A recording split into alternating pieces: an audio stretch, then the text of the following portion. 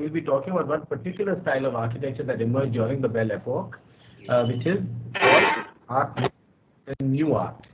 That is an architectural and art style that emerged in that time. So that's what we're talking about today. But first, I should share my screen. And I'll ask you that amazing question that all of us ask. Can you see the screen? It's coming. It's coming. It is coming. Yes. Now it is here. Yeah, it's there. Okay. So this presentation is called Architecture, the Fin de siècle. I don't know whether I'm pronouncing that right, but fin de siècle is the end of the century in French. So as you can imagine, no, if you're in the 1900s and this end of the century is coming, there's a lot of excitement and I guess a lot of frisson in the air. Na? A lot of people are thinking, abhi kya hoga, abhi kya hoga, yaar, centuries are coming to end and now what's going to happen now? Huh? So that leads to a lot of kind of experiments in art, architecture, philosophy. A lot of people are really thinking about what this future is going to be. Um, we saw it last time with Victorian England, where we looked at these kinds of utopian imaginations that were being created by many architects and social thinkers. Okay. And we also saw something like this last time that also happened, which we saw a little bit of the movement called the arts and crafts. If you guys remember this house, which is called the Red House, which was built so that it kind of revives traditional arts and crafts. It romanticizes a certain idea of rural England. It also has these lush interiors where traditional arts and crafts are being used, and the new design that is kind of coming up, which is really florid, beautiful. There's definitely an attention towards capturing the beauty of nature and the beauty of the countryside within this architecture. What we'll be looking at today is the other versions of this kind of tendency, a tendency to really talk about beautiful things, talk about traditional things, talk about the craftsmanship of things, and quite honestly, to talk about beauty. Just the fact that there is the world that can be that has so much beauty in it. So what we are doing is that we are doing a kind of project that we are calling the architecture the fin de siècle, and we are doing it across two main cities and taking a few digressions here and there. The cities we'll be looking at are Paris and Vienna, two extraordinary cities that were really undergoing dramatic transformations at the turn of the century. Today we shall be only looking at Paris and Brussels. Brussels is up here, which is in Belgium, very close to Paris, and they were very closely related to each other culturally. So we'll be looking at Paris and Brussels to some extent together today. Right? Just to do a quick comparison between the two cities, these are the two kinds of important these. So this is the timeline that you're seeing in the middle. Paris is at the top and Vienna is at the bottom, and these beginning dates for both of these bars that you're seeing are the dates when the walls of the forts of both of these cities came down. Actually, for Vienna is the walls that came down, and in Paris it's famous for a project that was done by an architect called Haussmann, okay, for the Emperor Napoleon III. But what he did is to modernize the city. They just cut the city through these wide boulevards that just kind of sliced the city and created new public spaces in the whole city. So what you're seeing on the left here, these black lines are all new roads that were cut by Haussmann all the way across the heart of the city, connecting what was an older medieval city directly into the countryside. Like it just kind of reached out ऐसे. And पुरानी buildings को ऐसे एकदम ऐसे demolish कर दिया. ऐसे नहीं था कि let's be sensitive to the past, ऐसे कुछ नहीं था. पुरानी बिल्डिंग्स को निकाल दो और एक नया बुलेवार्ड डाल दो. What's interesting, of course, is that it is exactly just a few years after that is that even the walls of our city, the city of Bombay, were also demolished. So there seems to be this time across the world where these walls are being demolished and new institutional buildings are being built where the walls once were. We'll talk about that more when we come to the city of Vienna. But today we are going to be talking about primarily Paris. And Paris in the Belle Epoque being the beautiful era. And really, this period of time within Paris is like it's incredible how many transformations in modern in that have happened in this time have affected us today. First of all, the Belle Epoque as this beautiful period where these gorgeous boulevards were created by housemen through an act of extreme violence and extreme displacement also probably. But that has of course become the image of why we call Paris whatever, the city of love, the city of beauty, and all of these things. These are the sorts of boulevards that were built. This is the Arc de Triomphe, with its many roads leading to the center and some main boulevards that are coming through there. You know what the boulevard is. The boulevard is a wide road with the uniform buildings on both sides, especially in Paris. And this is an image of Paris from the 19th century. You also had these like the kind of architecture that was being made here. There's a particular style of architecture that they call the Beaux-Arts. Beaux-Arts, the beautiful arts, I guess, is what the Beaux-Arts is. And this is a particularly historically, they call it a historicist style, in a sense that the style of architecture was interested in the revival of historical kind of imagery within the buildings. These are three kind of extremely famous buildings that were built by in this period of time. Charles Garnier and this big opera house, which is called the Palais Garnier, the Grand Palace, built in 1900. And the École de Beaux-Arts itself, the school that the École de Beaux-Arts is actually one of the most important schools of architecture for the history of architecture. So that itself was built in this sort of neoclassical style. It becomes a place which is very which ends up creating many architects who are trained in a classical idiom of making buildings. Right. We'll come to this even more later too. Okay, and they were in many ways trying to to think about classical forms and modern structures, and how does one make that relationship between the two. It's actually apparent in the Grand Palace. If you look at this building, there's this facade that looks like a Baroque facade with all its kind of big, pillars and arcades and stuff like that. But at the back, you have this big hall that is made in glass and steel. That's there at the back, right? You also have at this time new kinds of programs that are coming up within the city. That suddenly there's a public life.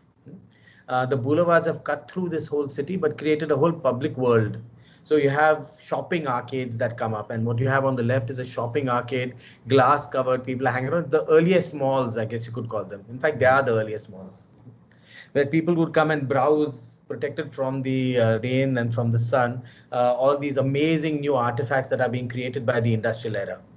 And a new middle class is created that is consuming and producing these new objects of consumption. And then after that, they go to a cafe and they sit in the cafe and they drink their coffee and gossip about what is in the latest newspapers. Because that is another important thing that has happened in this era, is that mass production of printing presses, communication lines have opened up dramatically. You also have another sort of openness as far as sexuality is concerned and entertainment is concerned. Paris becomes this place where there is, it's mythical as a place for kind of theater and dance, kind of freedom, the kind of sexual liberation in some sense of women, a very, very kind of popular gay subculture, all happens in Paris. So Paris becomes this kind of notorious for being a place of great entertainment, great pleasures, all of these things. It's also a place where, well, in that period of time, from the 1870s till the 1914s, becomes the center through which so many important art movements that we have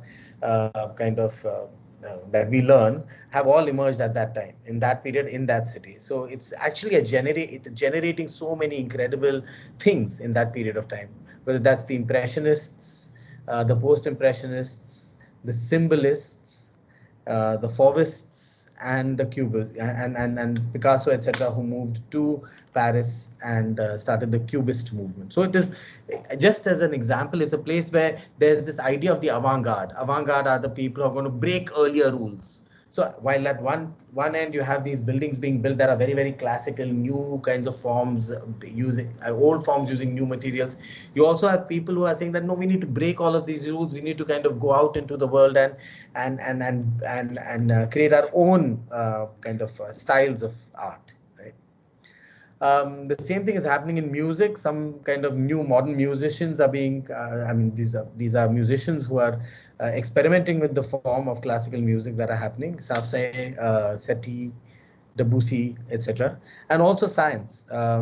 Pasteur and Marie Curie are both in Paris at this time. Right? So as you can see, it is a place for a lot of turmoil and a lot of very exciting thoughts. It's also the place that uses this platform like the international exhibition. We saw one last time where we saw the Crystal Palace, 1851, which was designed, which was in London. But this is Paris, and Paris actually in this period has three exhibitions, three expositions where the world then comes to Paris. And there are two important ones that we'll be discussing. Actually, the two important ones that we'll be discussing is 1889 and 1900, because that period of time is quite an interesting time in Paris. For the 1889 one, the famous Eiffel Tower is built, and of course, it's a place where you can kind of see कि ये देखो हमारा नया technology क्या बनाया हमने. No, that is the sort of impression that they want to portray to the world. And they have this elevator that actually climbs on the edge of the thing, right, to go up. So that's the elevator on the right side. Other technological marvels were displayed in this building that was called the Palace of Machines. Huge glass roof, and you have this place where all these machines from around the world have been kind of collected for the viewing pleasure of people. There was also somewhere a report that I had read that there was a moving catwalk that allowed somebody to move, to stand on it and move across and take a look at these machines from above. So there's a way in which industrial era is being celebrated in these buildings. These are two things that were displayed at that particular kind of event: the first phonograph for playing music and the telephone. Both were displayed in the same kinds of space. You also had in the 1990 exhibition, you had this idea of a moving sidewalk, the first escalator नहीं बोल सकते ना, क्या बोलते हैं, travelator, whatever they call them in airports, right? So this entire sidewalk keeps moving, you stand on it and it'll take you to the different places. So there's a way in which the exhibition becomes a place for displaying entertainments and pleasures of this new modern world. This, for example, is a giant telescope that was placed, which would enlarge the moon, the view of the moon, into like a huge 144 square meters का एक ये था kind of screen. उस पर एक बड़ा सा एक image was being projected. You can see the section here. So, and all these people are coming to see this. यार देख इतना बड़ा kind of moon दिख रहा है, you know. So there's a way in which the world is being seen anew through these new technologies. This is a Cinerama that was also in the 1900 kind of World's Fair, where it simulated a voyage in a balloon. So you went and sat up in this kind of basket here with a balloon above, a fake balloon, and you had images of the city that are projected on all sides with in 93 meters in circumference with 10 synchronized projectors. And on the right side, there is a ship that is, you can sit in the ship and the ship goes upar niche and you get a feeling that you're on the ship. So you can see the way that even film, which was invented in that era, cinema, has begun to become part of this entire world of entertainment. The Palace of Electricity and the Water Castle in between. This is the Palace of Electricity on the right side, or the Palace of Illusions, where electrical lights are seen as, because that's a new invention. You have to try and think about it that way, that the celebration of light is happening. But while all of this is happening, you also have this idea that the world has now come to Paris. So you have recreations of architectures from around the world that are then collected together within this entertainment hub. This is Cairo, Java, Siam, India, and whatever this one is, Nicaragua, that are all then collected together and placed here, along with, of course, a palace of the colonies, the place where France can then display its amazing kind of power through the display of the artifacts collected from the colonies that it then ruled. Yeah. So there's an interesting thing that happens because of this crazy sort of wildness and the complete transformation of a city and a transformation of a society is that there's also a transformation of a man, a transformation of a person, a transformation of who I think I am in the world. And that is what we are calling a new subjectivity. A new subject is born. Durkheim is a philosopher at that time working within Paris, and he says that suicide, he writes a book called Suicide. He says suicide is a social pathology. In his analysis, loneliness and alienations were the flip sides of urban gaiety. So while at one point all of these incredible entertainments are amusing and entertaining, they are also, Durkheim says, very alienating. They're so alienating that they create an incredible loneliness within people who are living within the city. And that loneliness is in some ways seductive, but it's also scary. The lone traveler, remember that the lone traveler within the modern city. The lone traveler within the modern city, the term that has come to be popularly known is the term flâneur. Again, a French word. A flâneur is the kind of character whom we can all do flâneurie, is that we walk, we drift past the city and we look disinterestedly at the world going by. Like, as if we are in our world and the world is another world. And there's no place that we are touching. We are just kind of moving by and the world is drifting by and we are watching it go by. And as we are watching it go by, we are loving it. We are loving it, we are hating it, but we are observing it. We're just observing it carefully and closely. A character called Charles Baudelaire is a poet, becomes representative of that particular character, like a flâneur. He is one of those guys who's mythified as one of those guys, Devdas type, Ki yaar, he was in his own world and he was separated from the universe. He just had this kind of aura around him of being a completely strange guy. He wrote this most famous poem called The Flowers of Evil. Okay. I'm going to just quickly read that. There's another kind, a little piece that he's written called Crowd. So you get a sense of this new kind of person. The reason why it's the new kind of person who's emerging. Crowds, this is called. Enjoying a crowd is an art. A fairy has bestowed the love of masks and masquerading, the hate of home and the passion for roaming. Like those wandering souls who go looking for a body, he enters as he likes into each man's personality. As this person is walking by, disinterested, roaming, like he's saying, he's entering different people, seeing the world from their point of view. Right? What men call love is a very small, restricted, feeble thing compared with this ineffable orgy, this divine prostitution of the soul, giving itself entire, all its poetry and all its charity to the unexpected as it comes along, to the stranger as he passes. So you can see this character, right? He is extremely passionate about the world and seeing the world, but he's not committed to one. He's interested in constantly moving, shifting, moving from one character to the other, seeing the world almost as such a distance that he's able to see it as a pattern. So in that sense, he's a flâneur. The other character that emerges in this time, one is called the flâneur. The other one is, I guess you could call the dandy. A dandy historically is the kind of guy who says, like, yeah, man, I'm बहुत stylish हूँ यार. Who plays particular importance upon physical appearance. So I'm very careful, I'm very refined, I'm very sophisticated. Aesthetics, I'm very interested in beauty, I'm very interested in the aesthetics of the world. I'm not so, all these other people, they're so kind of interested in social causes and all of these causes and all. But actually, I think that there's something in beauty itself. So the dandy is very interested in his own beauty and the beauty of things around him. And the character who's kind of another, like Baudelaire, who becomes almost representative of this particular kind of tendency, is the writer-poet Oscar Wilde. Oscar Wilde was Irish and gay, and he was not in Paris, he was in London.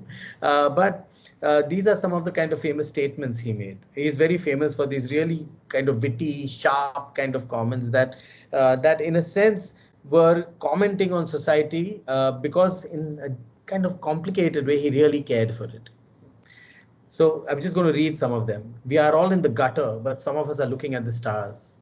I can resist everything except temptation. The truth is rarely pure and never simple. This is an interesting one to think about, no? The truth is rarely pure and never simple. So there is something that he's trying to say, that there is that we keep kind of saying that there's something that is truthful, but very often when people say things are true, they are actually just simplifying things, because truth is much more complicated than that. Yeah. There are many more. Consistency is the last refuge of the unimaginative. So he's saying that it's okay if a person constantly changes his mind, because that at least shows that this person has an imagination and he's not so boring as to get to stick to one idea for the rest of his life. What is important about the character of the dandy is that he treats the artificial as more real than the real itself. The artificial is more real than the real itself. This is from another essay that Oscar Wilde wrote. I'll just read certain sentences. Huh? Art never expresses anything but itself. So art is about art. It's not about anything outside that. Okay, art for art's sake. All bad art comes from returning to life and nature and elevating them into ideals. He's saying, "Hey, going back to nature, shit, mujhe mat do. ऐसे होता ही नहीं." That actually art is about art, and one should be able to appreciate art for itself. Okay. As for the infinite variety of nature, that is pure myth. It is not to be found in nature herself. It resides in the imagination or fancy. So he says that nature is nature. You're only able to see it because of your mind. Therefore, it is your mind where art exists. It doesn't exist outside you. Okay. Life imitates art more than art imitates life. The same for nature.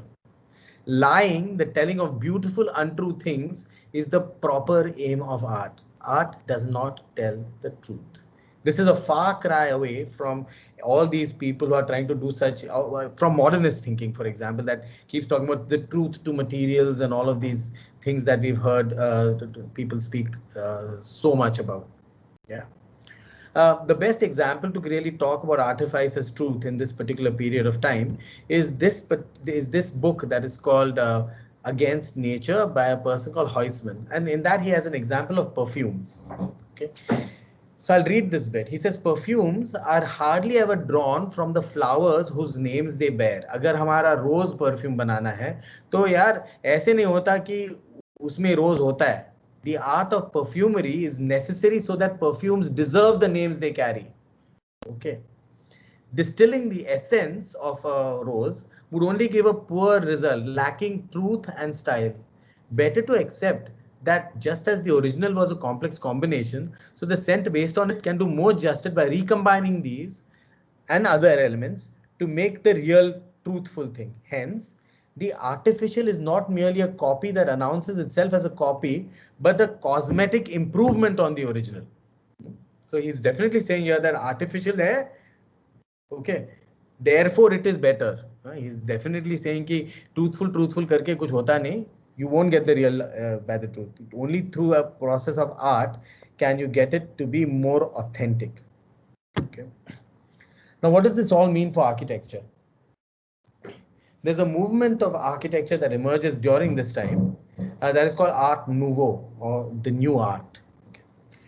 And like I said, we'll be looking at the Art Nouveau in two centers where that happened, Paris and Brussels. It started in Brussels really and then moved to Paris, but we'll be looking at Paris first because we are in Paris, right?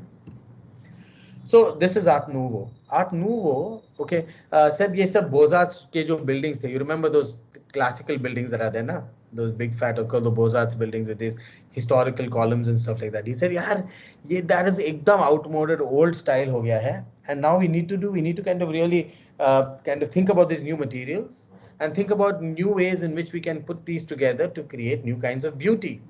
And what they do is that they then create an artificial nature almost. There are lines that they use, echo nature, but they improve on it. They make the lines sinuous and curved. They use cast iron, they use glass. Everything is transparent, translucent, colorful, and use symbols and human figures, mythical figures to start getting the architecture to begin telling stories. In some senses, it is always it is accused later on of being an effeminate art, but most of the architects that we'll be seeing are all men. Right? This is Hector Guimard. Guimard was an architect in Paris, and he's most famous for this thing that he does, which is the metro stations ke entrances. I think in 1900 or so, he designed these metro station ke entrances. And as you can see, there is an evocation of the natural in the building, but it's not the direct nature. It's like a version of nature. You can see the way that the vines of trees are kind of stylized as things that can hold up this roof. Even the way that the joints happen between these different members, the attachments, all of these. So it's like literally like it's an animal's rib cage that has in some sense also been made plant-like. Ron, there's a tremendous attention to detail and sophistication. Yeah, because actually these are the drawings that he made for it. Exquisite detailing. Each of these were, because he had to make many of these. These are all in many prefabricated pieces that could be assembled together in different ways to create different forms. But look at the way that the drawings are trying to learn from nature, learn the movements, learn the twists, being able to really observe and recreate within metal what is in nature. Right? Another image of the plans and sections of one of those metro entrances. There were many different types that were built. I read somewhere that they were all based on similar modules that could then be reconfigured to make different kinds of forms. Yeah, so that's an interesting combination of mass production, which we otherwise always imagine to be basically dumb baksas. Interesting way in which mass production is used to create these very unique and strange forms themselves. Another building by him is the Castel Béranger, also in Paris. A lot of these buildings seem particularly plain from the outside. I mean, I was in Brussels as well as Paris, and I went and saw these buildings. From the outside, itna samajhta nahi, that you see maybe a little detail here and a little kind of detail here and there. Huh? But once you go inside, these buildings are kind of quite wild. So you see the way that this entire gate is a series of swirling lines here and there, now movements, two different materials that are then coming together. New kinds of fonts are being invented that are working with the idea of the natural. This is again within inside the lobby where you see this sinuousness. And the last project we'll be looking at in Paris is this, which is actually a church. A church that I stumbled upon accidentally when I was there, and I was like, "Ye kahan se aaya?" And then I did research on it, and then I found out that it's a relatively famous building.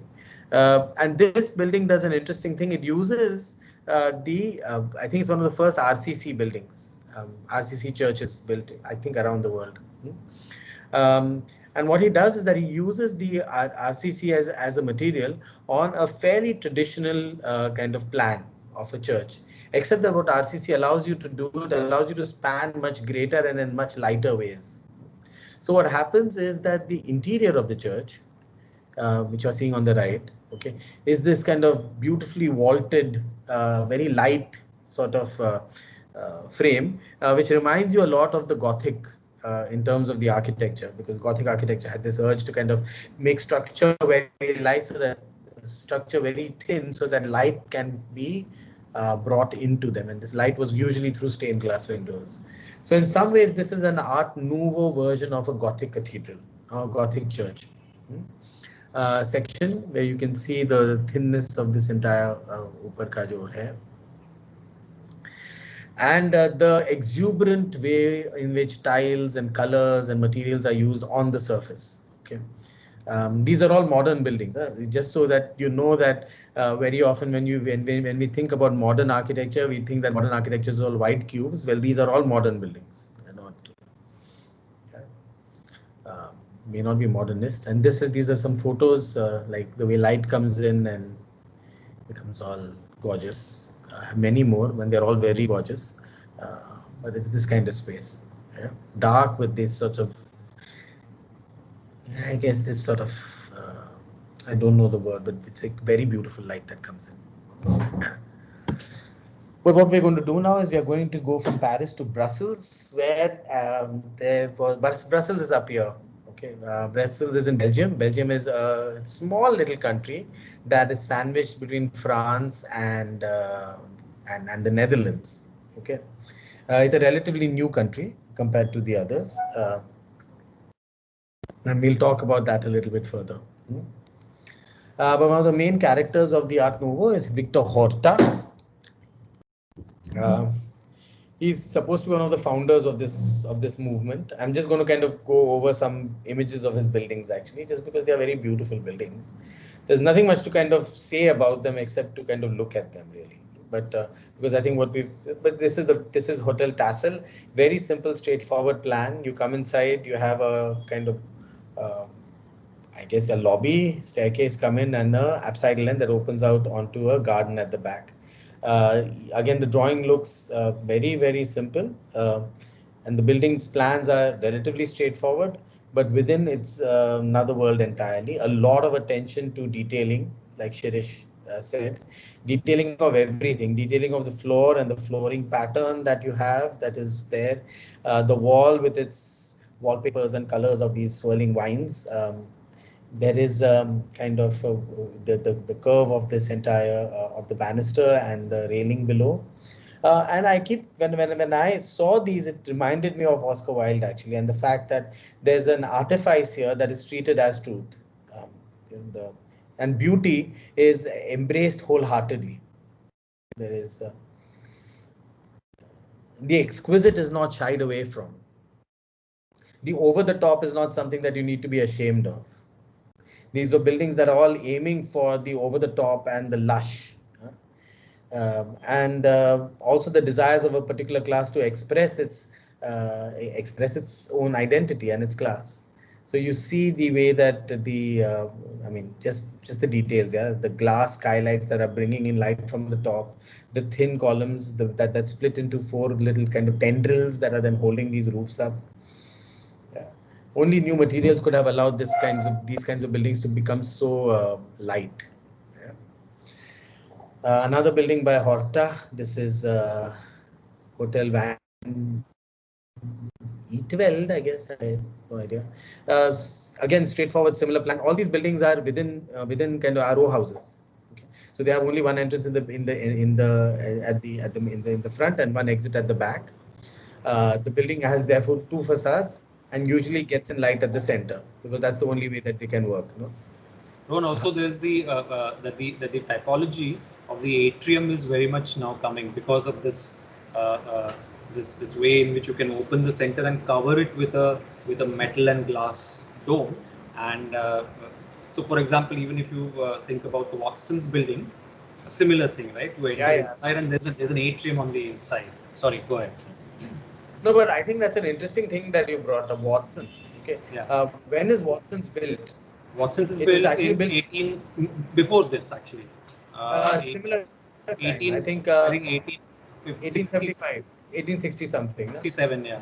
So that's an interesting thing because I never thought of that connection. But if you look at Watson's has a lot of these similar characters: mass production, metal structure, glass atriums, and very decorative facades.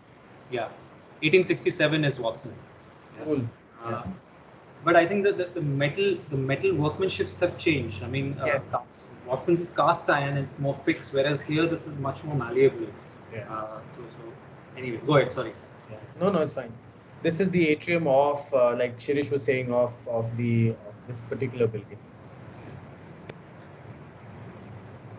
This kind of architecture, of course, has been anathema to many people who talk about modern architecture. It's seen as too frivolous, but I like it. So. More photographs of that same interior. There's a kind of pleasure palace business around it, which I find to be quite. But just in case you think that he only built this for very rich people, he did. He also built the Belgian Workers' Party's headquarters. So in many ways, both Oscar Wilde as well as many of these kind of architects were all socialists. They believed that we need to create a more equal society. And so what he did for this building is that it doesn't have many of the flourishes of the earlier buildings. It also has been demolished, so you don't have any recent photographs of it. You only have older photographs. But you have actually a simple, straightforward 3-floor plan. But you can see in the plan how the plan keeps changing. You can see at the lower level, there's this network of ribs that holds up the roof.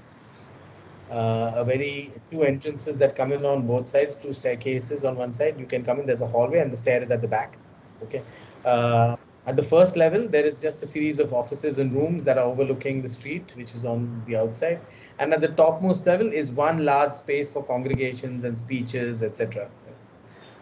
This is the external facade. You can see some of those details of a typical Horta building that are there at the entrance, but otherwise the building is relatively, I mean, it's not like this, is it? This is the space on top where the structure, you can see the structure, the steel structure is also doing its own cool undulations, and getting light coming in from both sides, and a gallery that spans the entire. So Belgium, this is happening in Belgium and in Paris, etc. But one of the interesting things that I was also thinking of is, where does the money for all of these incredible things come from? Okay.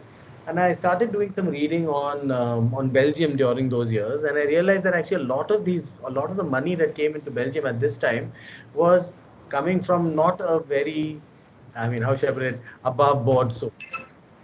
So I'm going to tell you a kind of short story for the next 15 minutes about a king in Belgium called King Leopold II. Now, Leopold, which is this character, okay, Leopold was one of those people. So Belgium didn't have any colonies, really. France had colonies, Germany had colonies, Britain, of course, had colonies, even the Dutch had colonies. And this guy with this tiny kind of nation was like, yeah, if they also have colonies, then even I want a colony. I mean, literally, okay, like through a tantrum. He kept trying to, because the king and the government were two different things in Belgium at this time. There was a royalty, but there was a parliament as well. So he kept telling the parliament, yeah, let's go get some colonies, yeah. We need colonies for our pride. And the kind of parliament said, yeah, we have many other things too. Please don't bother us with things like this. So he got really frustrated with this. Finally, he realized that the whole of Africa was there. And in the center of Africa, one river ran. That river was called the Congo. Okay. And he knew one explorer called Stanley. And he said, Stanley, you do me a favor, yeah. You go down that river and you start collecting signatures of all these tribal chiefs saying that they've signed over their land to you for a certain price. So Stanley did it. Stanley took a boat, went down the river, and in every stop along the river, he took these tribal chiefs and literally exchanged idiotic things like little trinkets and pieces of cloth. And the chiefs did not know what they were signing, and they signed over their entire land and their people to Leopold. Okay, so Leopold then became literally a de facto owner of all the land around the Congo River. Okay. Now what happened is that he knew that the British would not allow him to keep it, or the Germans won't allow him to keep it really. So he was saying, "Ki, abhi kya kare? I'll start a conference." So they had a conference in Berlin. Okay, one notorious conference where all the European nations met to decide all the questions concerned with the Congo River Basin in Central Africa. Now, obviously, there was not a single African in this room. There were all these European powers who were sitting about making decisions about people in Africa, right? They signed up saying, अच्छा Congo में ना हम लोग नहीं करेंगे. All let Leopold own the whole of Congo. Okay. Let Leopold own the whole. They didn't even know the length of the Congo actually. So they were saying, Leopold को दे दे यार, क्या करेगा वो, करने दे. हाँ. And what we'll do is that we'll divide the rest of Africa amongst us. Okay. They called it the magnificent cake of Africa. This is Leopold's phrase. So this is what they did. From 1880s to 1930s, this is what the map of Africa was, and this is what it ended up becoming. By 1913, the whole of Africa except Ethiopia was completely colonized, and Liberia, so these two sorts of states. What you're seeing in blue is the French Empire, and the Congo. Where's Belgium? Belgium is pink, no? This full area, which is the heart of Africa, is Congo. Now, how did they know the length of the Congo? Nobody knew. So that Stanley drew some random map and said, okay, this is it. And that was used as the final map for Leopold. Okay, so this Leopold. This guy is the king of Belgium, okay, at this time. Okay. And this is, of course, a famous cartoon that was done at this time where Leopold and other imperial powers are carving up the Congo amongst themselves on a table. So Leopold then established what was called the Congo Free State. It's called the Congo Free State. And he was effectively the ruler of the Congo. He wasn't the ruler, actually, he was the owner of the Congo Free State. What that meant is that all the people and the resources, etc., belonged to him. Yeah. And he went ahead creating one of the most atrociously violent regimes of the past 100 or 200 years. Okay. People know of Hitler, but I think Leopold, I think, may just surpass him in just in the number of deaths that he was party to. Okay. But he's also well known as the Builder King. So the city of Brussels, where all these exquisite Art Nouveau buildings are being built, is also the place where Leopold is building big, fat, historicist, neoclassical buildings to house himself. He made enormous palaces, and he also made this, which is the Royal Museum for Central Africa, where he just collected artifacts from all over Africa and put them inside here. And it was also made for one of those incredible international exhibitions that was so much in vogue at that time. There was an international exhibition in Brussels held in 1897, and this building, which is the historical museum, was made for that museum. And within it, you had all of these, different artifacts and statues that you go and see in any tribal museum. These are all collected by him.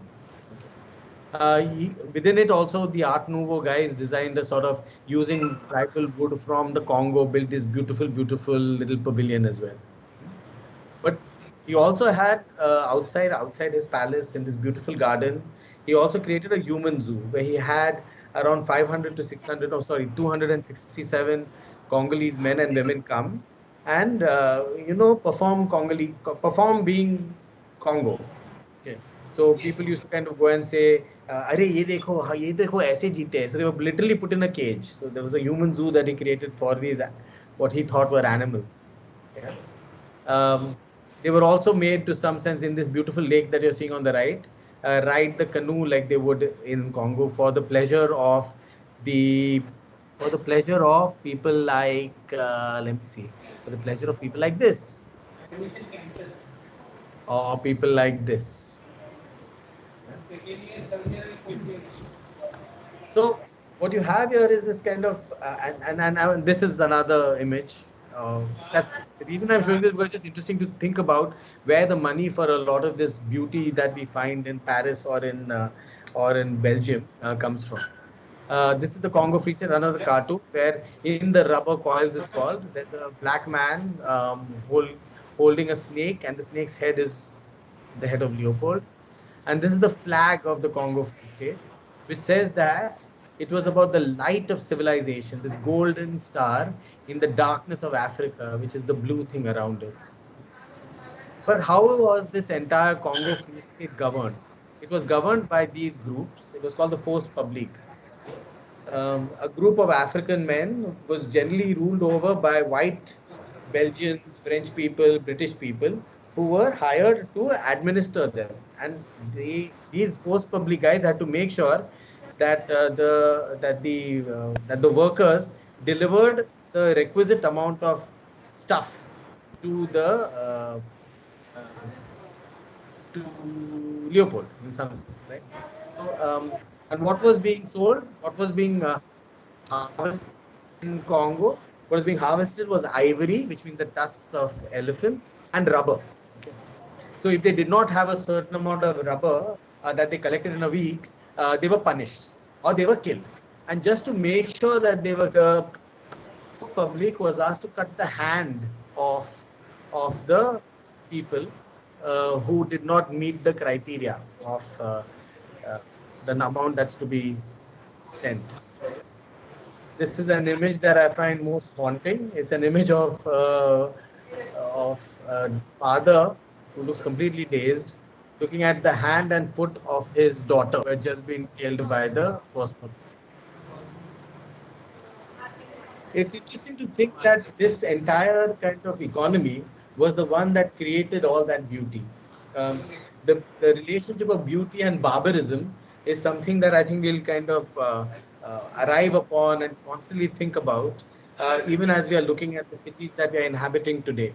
The idea of ideological sorts of ways in which beauty and that beauty is constructed on the carcasses sometimes of many different sorts of people. But just before you ask me, I'll just give a quick epilogue to what happened to the Congo Free State. What happened is actually this: is that you had many people who got really incensed by the news leaked out that there was this horrible slave trade that was happening in the Congo. George Casement was a British officer. He was actually Sir George Casement. We'll talk about him a little later on. He was in the Congo and he saw this happening, got really angry. Edmund Deal Morel was a newspaper owner. He was a journalist. He started a campaign. William Henry Shepherd was a black kind of missionary priest. He was saw it with his own eyes, and then these guys started a campaign against Leopold, a very strong campaign that then finally got the Belgian government saying, "Damn, yaar, this guy is making Belgian ka naam badnaam. So what we'll do na, we need to stop this." So what Leopold did at that point, he sold the whole of his private property, which is the whole of the Congo Free State, to the Belgian state. The Belgian state bought it, and then to pay off that money, they continued with the slave trade for a while. George Casement, sorry, we have to talk about George Casement now. Now, George Casement was one of those guys who believed that we needed to be that every group, like one of those people who had this idealistic imagination of the world. He believed that colonialism and imperialism was a bad thing, and since he was Irish, he got very involved with the Irish freedom movement. Because of that, he was arrested and he was then charged for treason in 1916. Once he was charged for treason, he was then hanged. Okay. You have to understand. Shirish, I think just go on mute. बहुत आवाज आ रहा है. Yeah, okay. So, Right.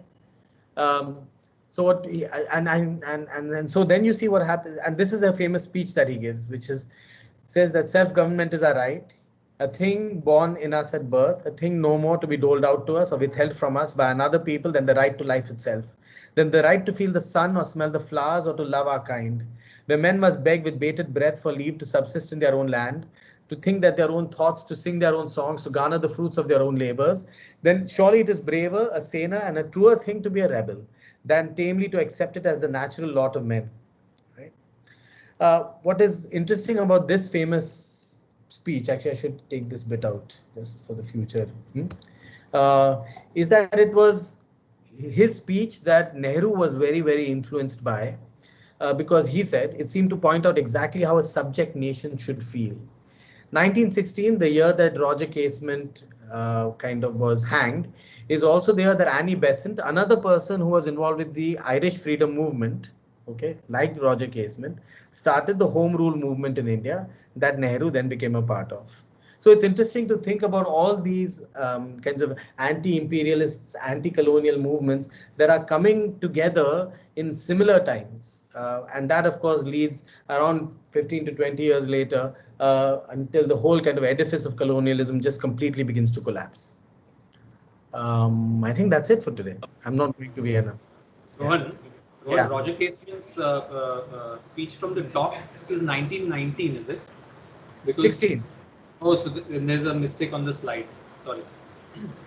Okay, then my problem. My fault. All My right. fault. My fault. 1916. He died in 1916. Does anyone want any cham done? So I'm going to unshare. Oh. So today, let me do a revision because I know that sometimes we go very, very far. We started with the idea of the arts and crafts. We looked at Paris and the Belle Epoque and all this Beaux-Arts architecture that was then discarded and challenged by the Art Nouveau and the new kinds of subjectivities that emerged. The idea of the flâneur, the guy who moves around and looks disinterestedly at the entire world. The figure of the dandy who loves beauty and including his own and including beauty around and believes that beauty itself has an ethic. Okay. And then we went to Art Nouveau and we looked at these extraordinary metro stations, churches, and interiors. Before we went down to the Congo and looked at this evil, evil man. I'm stopping sharing now.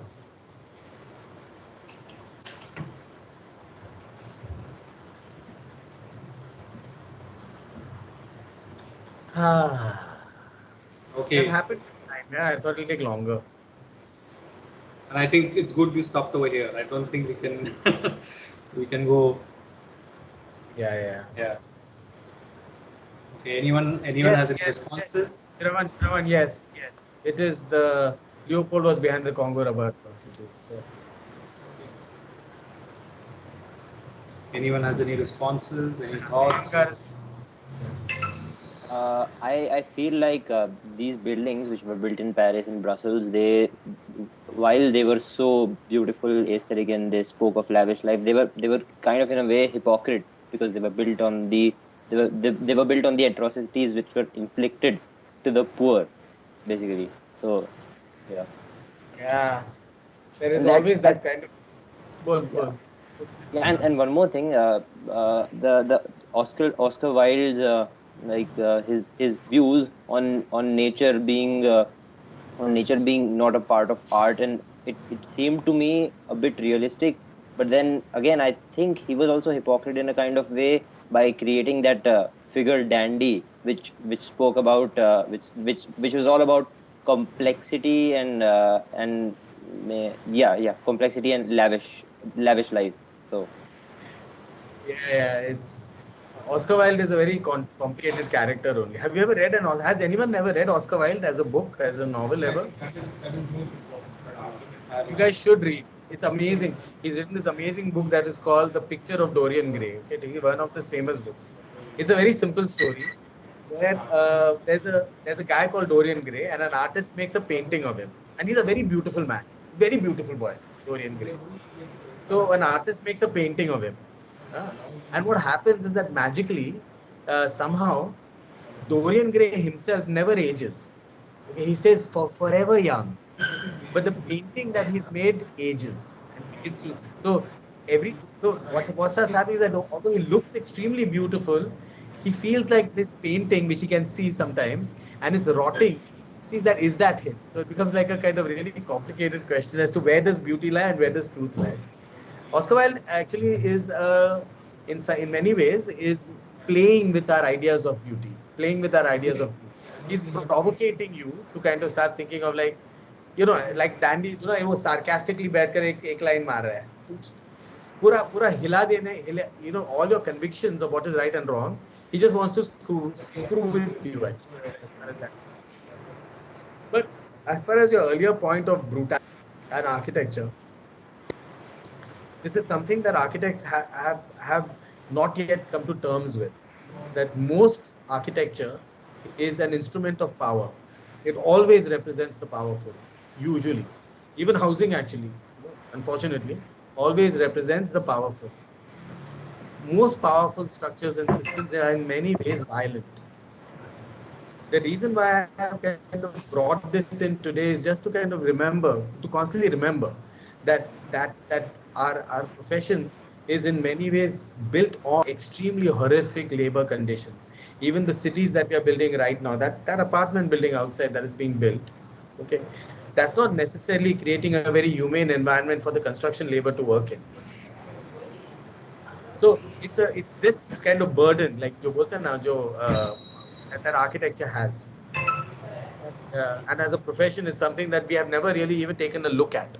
It's not something that we really concern ourselves with. So you're right. It is in many ways, it's not only Art Nouveau that's hypocritical. It's architecture in some senses that is constantly has to deal with its own contradictions. At one level, it says that it's doing things for the betterment of the world. Okay, and at other times, it is also in many ways so exploitative in nature. but I like to ask one thing. But is it because have architects now, have they do they disagree with, do they completely disagree with what had happened? Is and because it is maybe evident now that those structures, those things, the details are not they're not now evident as they were, and they're not like imitated now than Oh, they were during postmodernism or. you're talking about Art Nouveau architecture. Why did Art Nouveau architecture go out of fashion? Is that what your question is? Yeah. We'll talk about that next week. That next week is about that. Next week is looking at what happens to this entire lush decorative world. When we go to Vienna, we'll be talking about that tension. So I'll leave it for that. But there is a certain kind of way in which masculinity and femininity play here. That these buildings are seen as too weak and flimsy and decorative. And there's this idea of truth. Ye truth kahan hai? That becomes a big thing. To find that one truth. And that then becomes the way in which one is saying, ये सब निकाल दो, ये सब decorative है, निकाल देंगे. Someone had raised a hand, I think. I had raised mine when you asked if it, sorry. Later, we'll talk to you later. Who else is there? Anyone else wants to say something? Yeah. So like I was noticing like when you had shown those buildings which like very decorative and that lush lifestyle, I feel like it reminded me a lot of those old Disney movies like Cinderella and Beauty and the Beast and Princess and the Frog, because like most of the architecture in those movies have those kind of characteristics in it. And if you notice like the recent movies which come out, they're like very similar to the buildings we see now. So I feel like maybe that moment inspired like a kind of fairy tale kind of look, which kind of got into movies as well, which then later stopped being continued because of such reasons. Because like, that is considered as something like out of a fairy tale and like something like a proper castle and that kind of a feeling. Yeah, it's very it is a world of fantasy.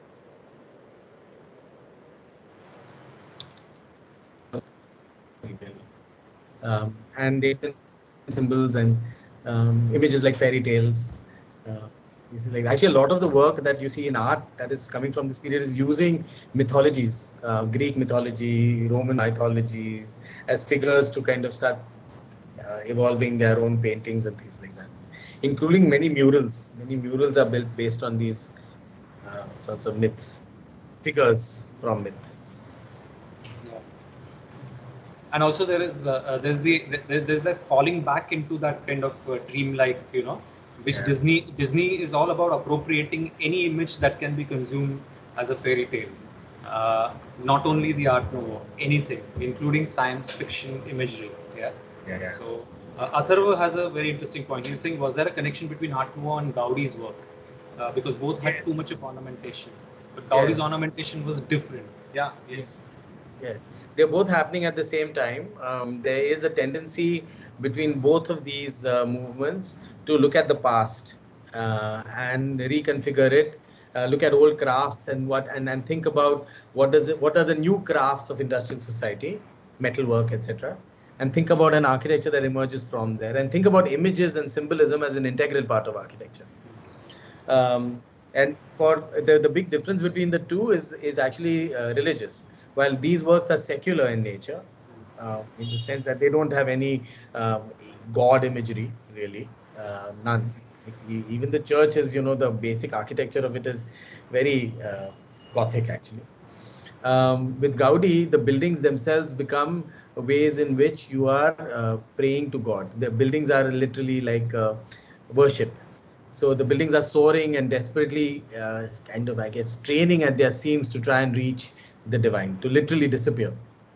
So you have these kinds of the materials kind of flow and kind of undulate, rise. They are like, there's a sort of way in which he's trying to, and Gaudi was very, very Catholic, and he's all, and in many ways he's also trying to, but like the Art Nouveau, he's also trying to replicate a certain idea of nature within his buildings. So you have buildings that evoke mountains and trees, and again he uses symbols like dragons across his work. So yes, there is a relationship. In fact, there were many such movements that were happening all over Europe at that time, and we'll look at some of them. We'll browse some of them next week. Chirag had a question. Chirag? All these movements were happening were by the aristocrats and for the aristocrats. Then what happened to the poor people at that time? How were they affected by this? Common people rather than poor people. I think that's an important distinction you've made there, very much so. What is happening at this time in most of these cities is that there's the rise of a new class of people, who we are, the middle classes, who are not landed gentry, but actually are professionals working in different fields, specialists working in the machine of the city, not poor, but not rich. This class of people has aspirations to be bourgeois and to be kind of rich and to display a certain kind of idea of wealth. Um, it is through the work of some uh, of these architects that they begin to gain that identity by proxy. What I mean is, let me put it this way: that I think that that sentence that you're asking is true of architecture across history. Architecture that we look at, whether Vilaswa, Falling Water, Shodhan House, has all been built for a class of people that can afford that kind of land and that kind of identity. Uh, there have been movements that started in this period, 1890s or so, that tried to look at the idea of the public as mass and think about mass housing. If you remember last week's class, when we were discussing the typical homes that were built for the working classes. But at this time, architecture was really seen as a discipline, as a profession that was largely made for and built by the aristocracy, really. Um, another burden of architecture, sorry, but that's actually one of the things that we have to be able to kind of carry, I guess. So many common people would be dazzled by it, excited by it, maybe, they would be wanting to become like it. They would think that that is a symbol of modernity, that is a symbol of progress. Or they would, in other words, also sometimes hate it because they would be conventional in nature. They would say, "Ki ye kahan se aaya? This is corrupting architecture. This is horrible new stuff. Ye kitna ugly hai." That is also possible because they are coming with their own backgrounds and their own histories, and they're not necessarily interested in the avant-garde of art. Rohan, I think also the question comes when uh, democratic values come to play. Yeah. For example, till that point of time, there is an aristocracy. Okay, so there is the who is the ruler and there are subjects. Okay, but once post French Revolution, when democracy takes shape, many of these questions are now starting to be asked. That everybody has right to equal housing, everybody has right to resources, ideas of sharing of resources, and many cities across Europe have then to constitute municipalities that are actually going to do public works, bring in systems for everyone. Okay, so at that time, a lot of these questions are raised. So Yeah. it's the role of architecture is very much sort of intertwined then with building of cities, and building of the modern city. So that's another place where the architect starts to play. Sorry, go ahead. Yeah, no, absolutely. Yeah. Anyone else wants to ask anything or say something? What about the other respondents? Yeah, Aran, do you want to say something? Like I had a question. So like Yeah. all these modern movements in the city of Paris, so those were like a kind of like attraction to bring engage people to come into the cities for major manpower, like for more manpower or something, or like those were just some symbol of power, like as in like that was like a time of industries were running quite well, so they needed manpower, right, from all over. So maybe it was kind of a to engage people to come into the cities. Maybe I don't know. No, I mean, the thing is that it's the way that it's to kind of think about how do chemistries work. Because I don't think these artists are thinking that I will do this art and people will come because of my art. ऐसे तो नहीं होने वाला है ना. क्या होता है कि लोग आ जाते हैं, chemistries हो जाते हैं, conversations happen. That's the great thing about cities, no? The great thing about cities is that they are melting pots of different kinds of people. different cultures come, different languages come, and because these different cultures and languages come, new things come out. Because there's an energy that is there in the air. And when these energies come out, other people get excited by that, and that creates more energies. No, so there's a way in which some of like a culture gets shaped because of all these differences coming together. So if you think about all the great cities across time that have been important kind of cultural places where culture has been born, you'll realize that every single one of them has been a place which has been central to trading. And when trade is there, different people come. So whether that's in New York, whether that's Los Angeles, whether that's Bombay, or whether that's even Calcutta in the 1900s. All these cities are places which attracted people from all over, and each of them came, and because of the friction between these different kinds of people, you have new forms, new ideas that come up. No learning and no growth can happen in isolation. When you're in isolation, there's nothing that is challenging you. It's like inertia.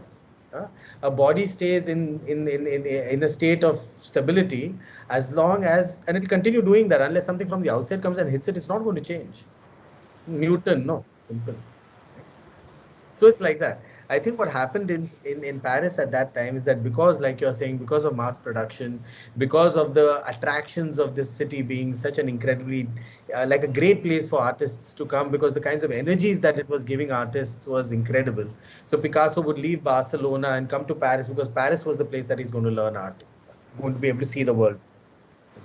And that, of course, is a place like all these people, that happens to Bombay also, that many people leave kind of villages in Haryana, Kangana Ranaut, for example, and come to Bombay because that's the place that's going to give them some sort of exposure. That's the place where differences can happen.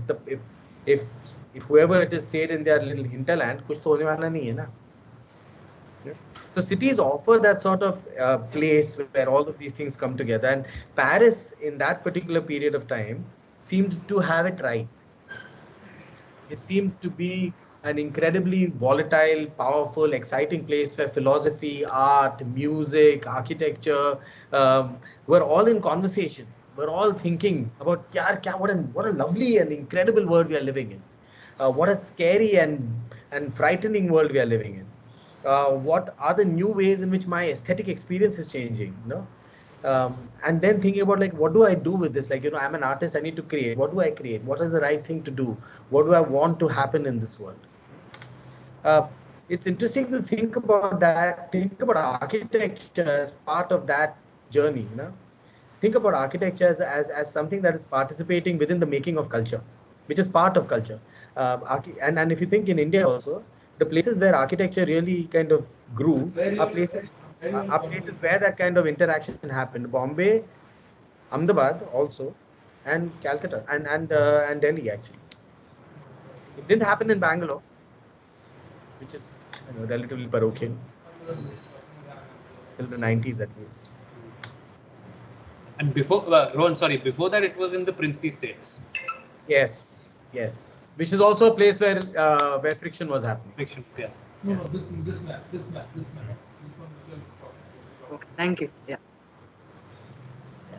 Okay, is it time for Shravan? Chirag is saying. No. Didn't some from the common people try to make something or contributed some kind of art which will be the identity of common people? Okay. This common people ka funda is, I mean, like what, alternative art, like that? Yeah. Is that what you're imagining, Chirag? Yes. No. I mean, I wouldn't know. I think a lot of these guys were actually alternative art. I mean, in a sense that there was a mainstream that was kind of creating very, very, very, very conventional, bourgeois, big fat art. While these guys were a small group of people who were breaking rules. So they were not very popular. Yeah. They were a tiny radical group, the artists. They were not the mainstream. The mainstream was making big kind of conventional artworks. These guys were challenging the rules, so they were a small group of people. So these are what you would call the avant-garde, the revolutionaries, in other words. Now they've become kind of part of our history, but at that time they were very revolutionary. Thank you. It's very interesting. If you go to Vienna, Vienna has these collection of galleries, which are like the popular galleries or the the really sort of big galleries, and then you have the smaller kind of little corners and little sort of shops that turn into galleries. Okay, and I've seen this in New York also in the scene of the Broadway. There's a Broadway where all these shows are, and then there's the off Broadway, which is all these sort of what you can say alternative cheap kind of Broadway plays happen, and in any such condition you will always have the alternative. I don't think that Yeah. that kind of popular can happen without the alternative. So But what do you guys think about Art Nouveau architecture itself, with all its kind of mad kind of flourishes and wildness? Pretty. Yeah, unashamedly pretty. It's very camp. True, it's very camp. Very, very camp. Very camp. Camp is actually the right way of describing it, where they're using the artificial as real. Earlier, I thought it was very pretty. Fleur, you thought earlier it was very pretty. Now you don't think it's pretty. No, But why? no. After like listening to the whole Congo story, I'm like, oh my god, that's such I'd rather not be in those buildings. Did it not? But to be honest, I have to be honest with this. I have never before this week thought of Art Nouveau and the Congo together. This was the first time I even began to think about it. Okay, so I actually think that it gives Art Nouveau more depth. It doesn't stay all kind of frivolous. It gives it a sort of darkness, which I think makes it even more beautiful in some strange way. It makes it more even. जरा वो tone change होता है, इतना वो relentlessly gorgeous नहीं है. उसके अंदर उस relentless gorgeousness एक darkness कहाँ तो भी lurk हो रहा है, ऐसे लगता है मुझे. मुझे तो लग रहा है यार वो कुछ है, exciting होता है वहाँ. But poor architects, Rohan. They were just making beautiful buildings. Yeah, somebody was paying for them. Yeah, I know. Lots of money they were paying. Anyway, should we get to Mr. Is anyone else wants to say something before we get our chatterbox on? But only 2 of the respondents responded, yeah, Shiru? No, 3 responded. Yeah, Aradhya, Arham, Prakriti also said something. Prakriti, did Prakriti say something? I don't know. Yeah, she said something. Said. Oh no, Prakriti, did you say something? Sorry. She did. She didn't say anything. She's suddenly over. Yeah, I didn't say anything. Not saying anything. Still not saying anything. Manan said about something. No, I haven't said anything yet. Manan has not said that. You want to say something then? Manan is just showing us his pretty face. No, I'm just thinking about that Congo thing and all those things, the slavery and stuff. It's like how the format of the PPT was like. I was seeing the architecture and the structures, how beautiful they are, and suddenly that bomb came. That how their finances came and stuff. So I was just thinking about that. नहीं जरा वो clarify करना पड़ेगा. मैं बताता हूँ तुझे. First, that it wasn't that that the connection between the Congo and the Art Nouveau buildings, okay, is not direct. Okay, the Congo is owned by King Leopold. Yeah. Okay, it's private property. Okay, वो बहुत पैसा बना रहा है. वो बड़े-बड़े गंदे building बना रहा है. Okay. That bade building in Brussels must be creating some amount of money within Brussels that is then filtered down to a particular class of people who is designing Art Nouveau buildings. Yeah, it didn't come directly, but still. It's happening at the same time. That is there. Yeah.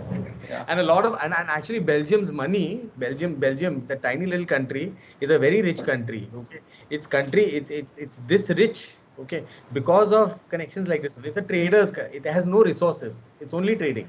That whole country. Tiny little thing, Belgium. Yeah, but if we trace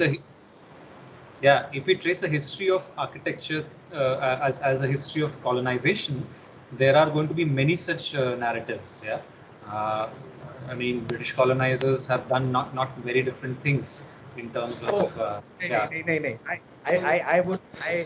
I disagree. Okay, Okay, Rohan, I mean, I it's think not that as gruesome. It's not the as gruesome. Leopold's, Leopold's colonization of the Congo, this is one of the worst in the world. Okay, Yeah, but Rohan, the others, slavery, there are some others also that are very bad, but the Australian one is bad. The Aboriginals being wiped out is bad. Yeah. The American one is very bad, which is the wiping out of the Native American race. These are the three horrible ones.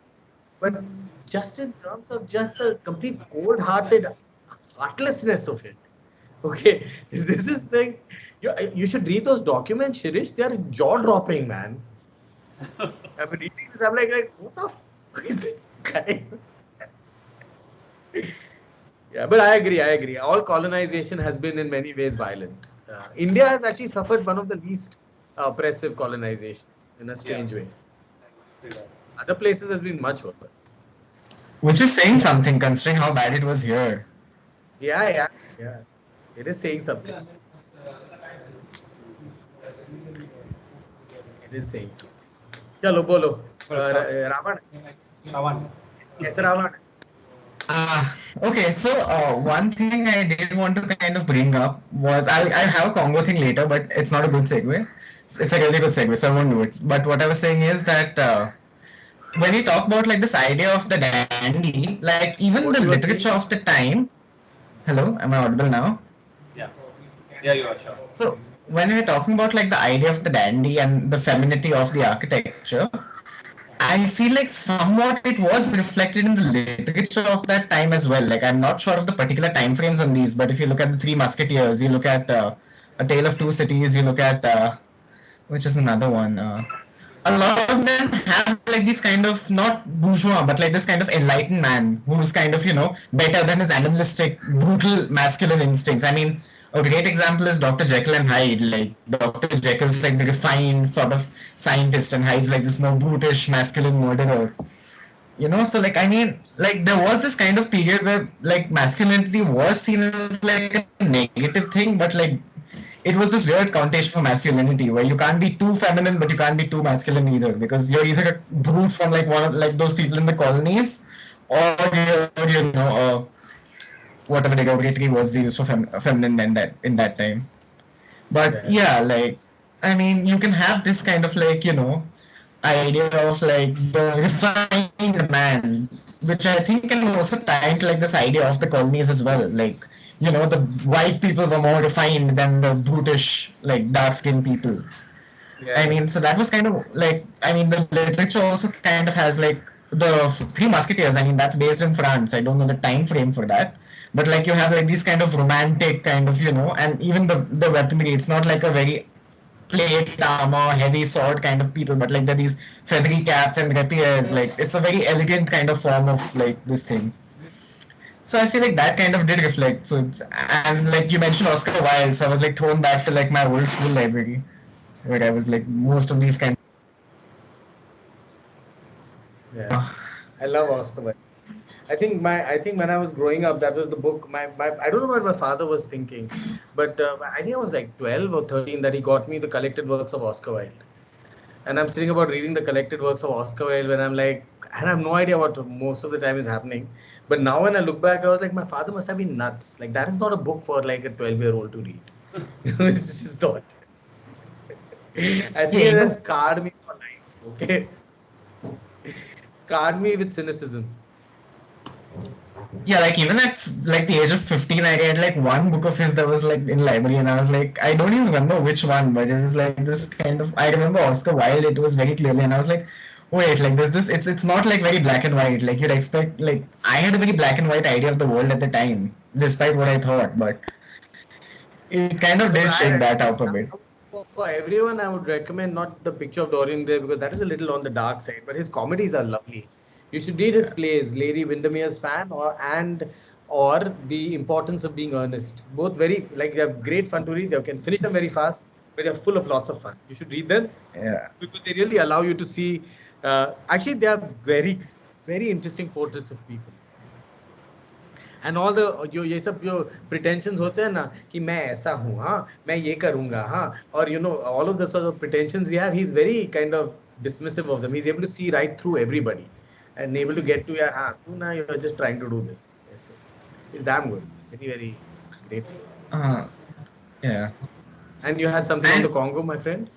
Yeah, so I mean, I know how we're talking about like how bad it was, but how good the architecture was. But we're talking about it like it has, like it stopped somewhere in the past. Like even today, like if you look at the kind of architecture that we have, like how many building projects do you see in China? I mean, you can list it out. Like what are the atrocities? The Uyghurs, Hong Kong, the border with India. You can like have a whole list of them. But even Snøhetta, which was like a socially responsible kind of for the most architecture, they're doing projects in China with like these big Chinese corporations. And I mean, I don't blame them in any way. Like it's Can rather they do it than someone else. But like it's, you know, it's at not least like don't- we've. I'm like at least don't pretend you're doing some major social good, yeah. Please, you know, do us that much of a favor. I mean, Somebody's saying something. I think that's George. oh, okay, it's a second-hand lecture. Oh,